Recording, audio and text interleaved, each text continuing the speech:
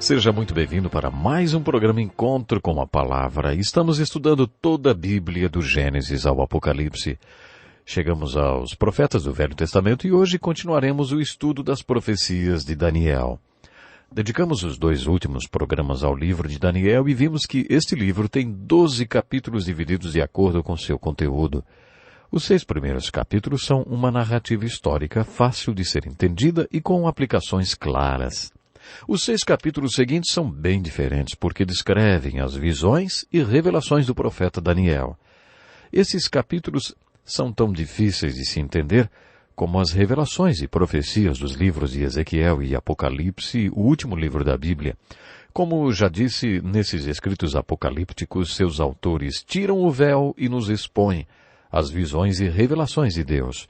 Se não fosse por esses escritos, só com a sabedoria humana, aí não teríamos acesso às revelações que o Espírito Santo faz nesses textos. Agora que chegamos à segunda parte do livro de Daniel, analisando as visões e revelações proféticas, precisamos entender alguma coisa sobre o conteúdo dessas revelações. Acho que quando entendemos o sonho que Nabucodonosor teve no 2º capítulo interpretado sobrenaturalmente por Daniel, passamos a ter uma certa compreensão do conteúdo das suas revelações proféticas. Quando Nabucodonosor teve esse sonho, ele disse aos seus sábios: "Esta é a minha decisão. Se vocês não me disserem qual foi o sonho e não me interpretarem, farei que vocês sejam cortados em pedaços e que as suas casas se tornem montes de entulho.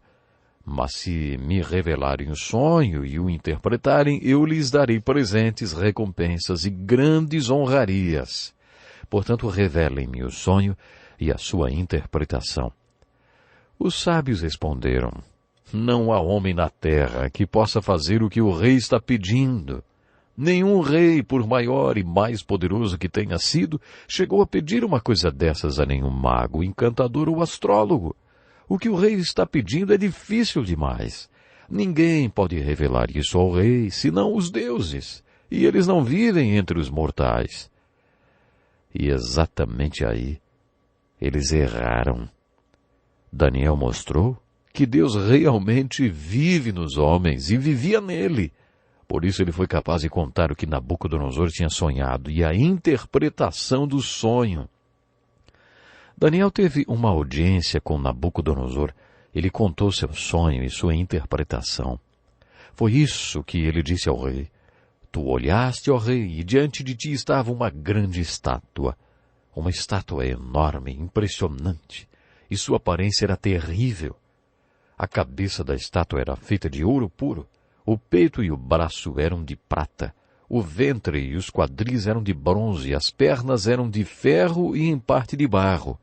Enquanto estavas observando, uma pedra soltou-se sem auxílio das mãos, atingiu a estátua nos pés de ferro e de barro e os esmigalhou. Então o ferro, o barro, o bronze, a prata e o ouro foram despedaçados, viraram pó, como pó do trigo na eira durante o verão. O vento os levou, sem deixar vestígio, mas a pedra que atingiu a estátua tornou-se uma montanha e encheu toda a terra."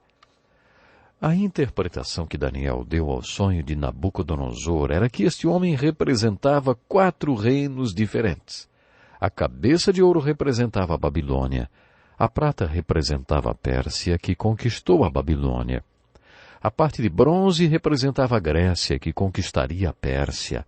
As pernas de ferro representavam o Império Romano. Os estudiosos se dividem quanto ao significado dos pés serem de ferro e de barro. Alguns acreditam que sejam reinos que nunca se tornaram potências mundiais. Outros dizem que os pés representam o Império Romano quebrando-se em 10 partes. De qualquer forma, este foi o sonho de Nabucodonosor interpretado por Daniel. A parte mais importante desse sonho foi a pedra cortada sobrenaturalmente de um lado da montanha que caiu nos pés da estátua, destruindo-a. Esta pedra tornou-se a montanha que cobriu toda a terra. Daniel disse que a pedra era o reino eterno de Deus, que conquistaria todo o mundo. Esta revelação de Daniel serve como modelo que pode nos orientar na interpretação das outras revelações e visões que encontramos em seu livro, dificílimas de serem entendidas. É possível entendê-las, mas é muito difícil. Somente o Espírito Santo pode nos ajudar a entender essas visões, pois elas se referem a coisas que ainda vão acontecer. No capítulo 16 de seu Evangelho, João afirma que o ministério especial do Espírito Santo é nos revelar coisas que estão por vir. Para entendermos e aplicarmos as visões e revelações do livro de Daniel, adotaremos alguns passos. Primeiro, observe os símbolos e as visões. Na primeira visão que Daniel teve, registrada no capítulo 7, os símbolos e visões são semelhantes, de certa forma, ao primeiro sonho de Nabucodonosor. Daniel viu 4 animais. 4 fortes ventos começaram a soprar e a agitar o grande mar, e então os 4 animais emergiram. O 4º animal era terrível e assustador e destruiu os outros animais, mas antes da destruição, cresceram-lhe 10 chifres. Depois cresceu mais um chifre pequeno entre os outros 10 chifres. Esse chifre pequeno tinha olhos e boca e falava com arrogância. Tudo isso é meio estranho e extraordinário, não é? Bom, fatos estranhos e extraordinários também seria um ótimo título para o livro de Daniel. Isso mesmo, fatos estranhos e extraordinários. Esses profetas tiveram muitas visões estranhas e extraordinárias. Sempre priorize a interpretação dada nas Escrituras, pois você terá certeza de que a interpretação está correta. Quando abordamos as visões de Daniel, devemos observar os símbolos e depois a ação e interação desses símbolos. Observe a interpretação dada no texto. Lembre-se que essa é a interpretação inspirada. Depois de fazer isso, ore pedindo ao Espírito Santo que mostre a você o que eles significam. Pergunte: o que o texto está dizendo? O que isso significa? E o que significa para mim? No capítulo 7, Daniel teve um sonho. A interpretação inspirada de Daniel revela que estamos novamente diante de 4 reinos. Ele me respondeu, dando-me esta interpretação. Os 4 grandes animais são 4 reinos que se levantarão da terra. Mas os santos do Altíssimo receberão o reino e o possuirão para sempre. Sim, para todo sempre. Então quis saber o significado do 4º animal, diferente de todos os outros e o mais aterrorizante com seus dentes de ferro e garras de bronze, o animal que despedaçava e devorava suas vítimas e pisoteava tudo que sobrava. Também quis saber sobre os 10 chifres da sua cabeça, e sobre o outro chifre que surgiu para ocupar o lugar dos 3 chifres que caíram, o chifre que tinha olhos e uma boca que falava com arrogância. Enquanto eu observava, esse chifre guerreava contra os santos e os derrotava, até que o ancião veio e pronunciou a sentença a favor dos santos do Altíssimo. Chegou a hora de eles tomarem posse do reino. Ele me deu a seguinte explicação. O 4º animal é um 4º reino que aparecerá na terra. Será diferente de todos os outros reinos e devorará a terra inteira, despedaçando-a e pisoteando-a. Os 10 chifres são 10 reis que sairão desse reino. Depois deles um outro rei se levantará e será diferente dos primeiros reis. Ele falará contra o Altíssimo, oprimirá os seus santos e tentará mudar os tempos e as leis. Os santos serão entregues às mãos dele por um tempo, tempos e meio tempo. Temos nesta visão algo que encontraremos em todas as visões de Daniel. Então a soberania, o poder e a grandeza dos reinos que há debaixo de todo o céu serão entregues nas mãos dos santos, o povo do Altíssimo. O reino dele será um reino eterno, e todos os governantes o adorarão e lhe obedecerão.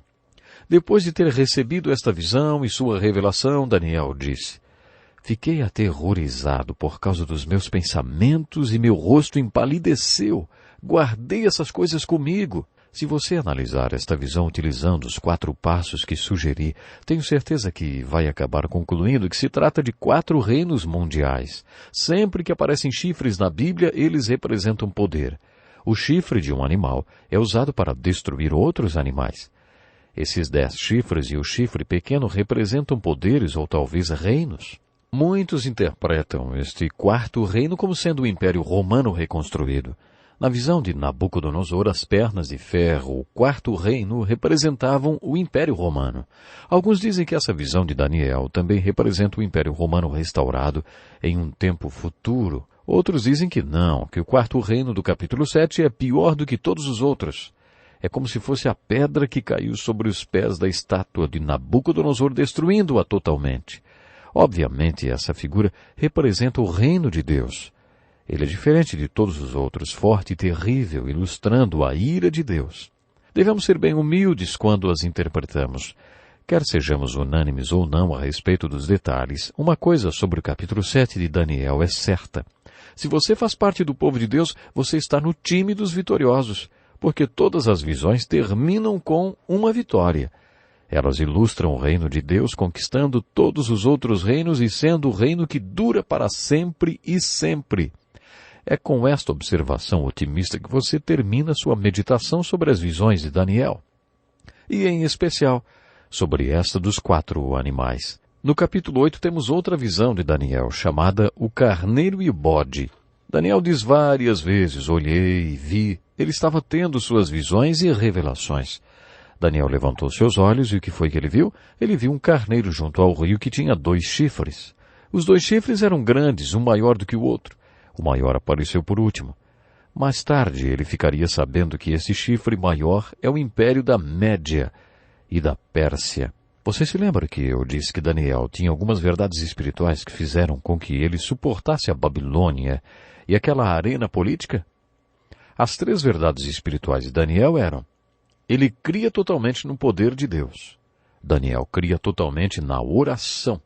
E Daniel cria totalmente na providência e no propósito de Deus, que foram estratégicos quando Deus o colocou na Babilônia. Os babilônios tinham inveja de Daniel e por isso tentaram incriminá-lo, mas não conseguiram. A única coisa que eles tinham para acusá-lo é que ele orava o tempo todo. Por isso criaram uma lei que proibia qualquer pessoa de orar. Mas Daniel continuou orando. O capítulo 6 do livro de Daniel mostra que a oração era uma das verdades espirituais para Daniel. Daniel estava simplesmente dizendo: eu não consigo viver na Babilônia sem orar, preciso orar. De um lado, uma lei irrevogável, do outro lado, Daniel que não iria parar de orar. Resultado: Daniel foi parar na cova dos leões. Quando lemos a oração de Daniel registrada no capítulo 9, percebemos imediatamente que é a oração de um homem que orava o tempo todo. Daniel orava como se sua vida na Babilônia dependesse disso. E realmente dependia. Não vou ler a oração toda porque ela é muito longa, mas se você estudá-la, descobrirá que foi por causa desta oração que ele teve a visão das 70 semanas. Se você analisar a oração dele, como ele se dirige a Deus, perceberá que essa não é uma oração centrada nele mesmo, mas em Deus. Daniel estava lendo as Escrituras, as cópias das profecias de Jeremias, e se deu conta de que, de acordo com aqueles escritos, já era o tempo do povo de Deus retornar do cativeiro babilônico. Isaías e Jeremias tinham profetizado que depois de 70 anos o povo de Judá retornaria para a sua terra. O livro de Daniel cita vários reis. Os 70 anos e o tempo do cativeiro se completaram no tempo de Dário, dos Medos. Nos 4 primeiros capítulos do livro de Daniel, o rei que está no poder é Nabucodonosor. No capítulo 5 é Belsassar, filho de Nabucodonosor. E no capítulo 6, o governo era de Dário, dos Medos. Dario ou Dário não era o imperador da Pérsia e da Média. Ele era um tipo de primeiro-ministro ou governador do reino de Ciro, o Grande. Era Ciro quem estava no poder naquele tempo. O fato de Dario dos Medos estar dentro da estrutura política indica que os 70 anos de cativeiro já haviam se passado e que já era hora do povo retornar para Judá. Quando Daniel fez esta oração, ele estava meditando sobre as profecias de Jeremias e ficou surpreso com o fato de que o tempo previsto para a volta do povo para Jerusalém já havia se cumprido. Quando Daniel orou a respeito disso, confessou seus pecados e os pecados do povo. Como já disse, Daniel é um dos personagens mais puros da Bíblia e não conseguimos pensar em nenhum pecado do qual ele fosse culpado. Mesmo sendo tão puro, ele se identificava com os pecados do povo, falando várias vezes: nós temos cometido pecado, somos culpados. Não te demos ouvidos, ele diz. Daniel implora o perdão de Deus. Todos os homens de Deus sabiam que Deus os perdoaria, mas Daniel tinha esse sentimento no coração de achar que Deus não iria querer perdoar. Ao mesmo tempo, ele sabia que o castigo estava terminando. Por isso ele estava empolgado, porque Deus, além de perdoar, iria restaurar o povo e levá-lo de volta para sua terra natal. Nesta oração do capítulo 9, Daniel ora com muita devoção a Deus. Ele diz: Senhor, grande Deus e temível, Senhor, Tu és justo. O Senhor nosso Deus é misericordioso e perdoador. Teus feitos justos, Teu santo nome, Tua grande misericórdia. Depois ele diz: Senhor, ouve, Senhor, perdoa. Senhor, vê e age. Por amor de Ti, meu Deus, não te demores, pois a Tua cidade e o Teu povo levam o Teu nome. Foi assim que Daniel orou a Deus. Mais tarde, quando o Messias veio, fato que foi profetizado nesta revelação das 70 semanas, ele ensinou a oração do Pai Nosso aos discípulos, mostrando que a oração deve ter algumas prioridades. Ouça a oração do Pai Nosso que Jesus nos ensinou. Pai Nosso que estás nos céus, santificado seja o Teu nome. Venha o Teu reino. Seja feita a Tua vontade, assim na terra como no céu. Dá-nos hoje o nosso pão de cada dia. Perdoa as nossas dívidas, assim como perdoamos aos nossos devedores. E não nos deixes cair em tentação, mas livra-nos do mal, porque Teu é o reino, o poder e a glória, para sempre. Amém. Jesus falou 3 vezes, Teu. Quando você orar, dê prioridade ao que deve ser dado. Jesus disse, vocês orem assim, Pai Nosso, santificado seja o Teu nome. As pessoas não precisam saber o que eu sou, mas têm que saber o nome de Deus. O nome de Deus é a essência, claro, é a essência de quem é e do que Deus é. O povo tem que saber isso. E é nisso que você deve pensar quando invoca o nome de Deus. Jesus orou, venha o Teu reino. O que significa? Seja feita a Tua vontade, assim na terra como no céu. A expressão na terra indica num vaso de barro. Que a Tua vontade seja feita em mim, quer dizer, neste vaso de barro, aqui, como é feita nas dimensões celestiais. Depois que você colocou Deus em primeiro lugar na sua oração, Teu nome, Teu reino, Tua vontade, você faz os seus pedidos e diz, dá-nos. Você pede aquilo que precisa para ser um veículo através do qual o nome de Deus será santificado, o reino de Deus venha e a vontade de Deus seja feita. Depois você encerra sua oração dizendo, Teu é o reino, o poder e a glória para sempre. Se alguma coisa que você pediu acontecer, a glória será de Deus. Daniel seguiu esse mesmo padrão na sua oração, no capítulo 9 do seu livro. Enquanto Daniel orava, o anjo Gabriel apareceu e lhe disse, assim que você começou a orar, houve uma resposta e eu a trouxe porque você é muito amado. Isso não é empolgante? Deus estava respondendo à oração de Daniel. A primeira coisa que o anjo disse foi, Deus ama você, Daniel. Deus amava aquele moço que tinha se decidido por Deus diante do império da Babilônia e depois diante do império da Pérsia e da Média. Então Gabriel passou a dar a visão das 70 semanas, uma das profecias messiânicas mais precisas da Bíblia. O propósito destas semanas era acabar com a transgressão, dar fim ao pecado, expiar as culpas, trazer justiça eterna, cumprir a visão e profecia e ungir o Santíssimo. Deus falou com Daniel como se estivesse falando com o povo. Chega, vocês já passaram por bastante sofrimento. Agora verão o meu trabalho, verão o meu milagre para que vocês voltem para casa. Sempre que Isaías e Jeremias profetizavam o retorno do cativeiro, profetizavam também o primeiro advento de Jesus, o Messias. Quando você estuda a profecia das 70 semanas, precisa fazer algumas contas. Deus está dizendo a Daniel que assim como o cativeiro durou 70 semanas, o tempo entre o cativeiro e a vinda do Messias também duraria 70 semanas. A palavra aqui traduzida por semana é uma unidade numérica de 7 anos.